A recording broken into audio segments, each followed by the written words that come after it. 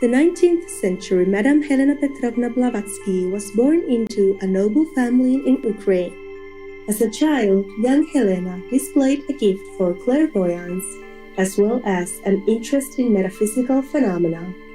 Years later, she traveled throughout Europe, the Middle East and India, studying with various teachers and Sufi sects.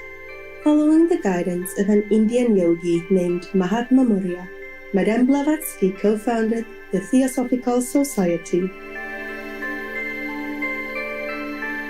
Theosophy, meaning divine wisdom, refers to knowledge that comes through spiritual experience rather than intellectual understanding alone.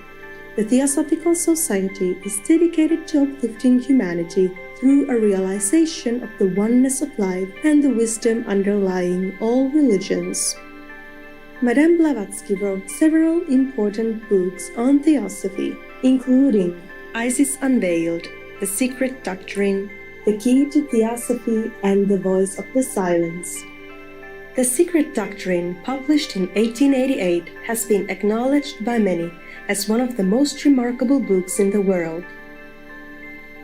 It is considered the Bible of Theosophy and a source book of esoteric tradition, offering insight into the origin and evolution of the universe. The Secret Doctrine also details an account of nude races dating back millions of years. Although she was considered the author of the Secret Doctrine, Madame Blavatsky often expressed that she only conveyed the ancient wisdom that was passed on to her. The true authors of the work were her teachers, the Mahatmas, or great souls, who were the guardians of the secret wisdom of the ages. Today on Words of Wisdom, we invite you to listen to excerpts of the 4 elements from Madame Blavatsky's The Secret Doctrine. Section 14, The 4 Elements. Metaphysically and esoterically, there is but one element in nature, and at the root of it is the deity, and the so-called 7 elements, of which 5 have already manifested and asserted their existence, are the garment, the veil of that deity, direct from the essence whereof comes man, whether considered physically, psychically, mentally, or spiritually. 4 elements only are generally spoken of in later antiquity, while 5 only are admitted in philosophy. For the body of ether, or astral light, is not fully manifested yet, and its noumenon is still the omnipotent Father Ether, the synthesis of the rest. But what are these elements, whose compound bodies have now been discovered by chemistry and physics to contain numberless sub-elements, even the 60 or 70 of which no longer embrace the whole number suspected? Let us follow their evolution from the historical beginnings at any rate. The 4 elements were fully characterized by Plato when he said that they were that which composes and decomposes the compound bodies. Hence, cosmolatry, or worship of the cosmos, was never, even in its worst aspect, the fetishism which adores or worships the passive external form and matter of any object, but looked ever to the noumenon therein.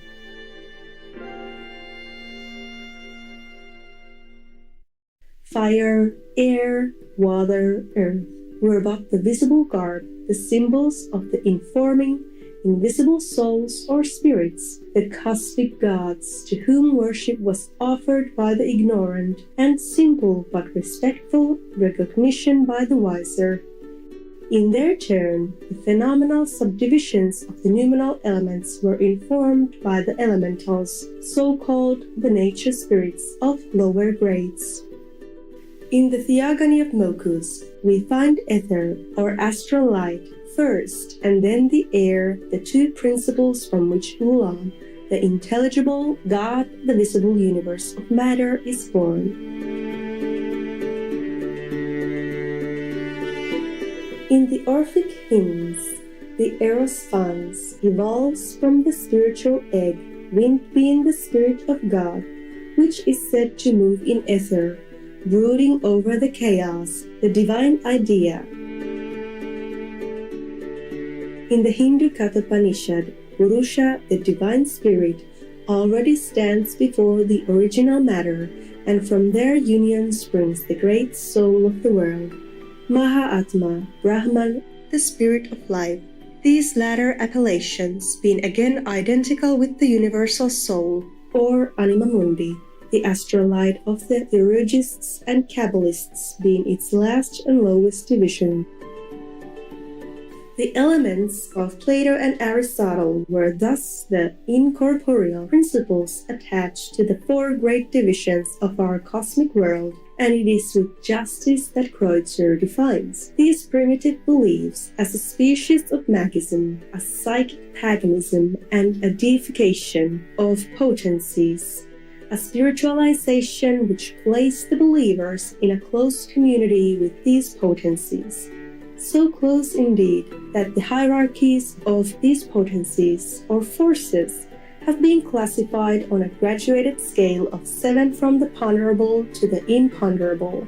They are septenary, not as an artificial aid to facilitate their comprehension, but in their real cosmic gradation, from their chemical or physical to their purely spiritual composition. Gods with the ignorant masses, gods independent and supreme, demons with the fanatics who, intellectual as they often may be, are unable to understand the spirit of the philosophical sentence in pluribus unum. With the Hermetic philosopher, they are forces relatively blind or intelligent, according to which of the principles in them he deals with. It required long millenniums before they found themselves, finally, in our cultured age, degraded into simple chemical elements.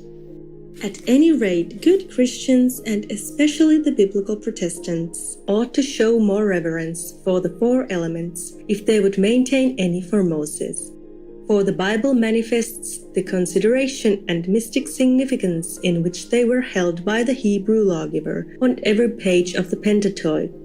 The tent which contained the Holy of Holies was a cosmic symbol, sacred in one of its meanings, to the elements, the four cardinal points, and ether or astral light.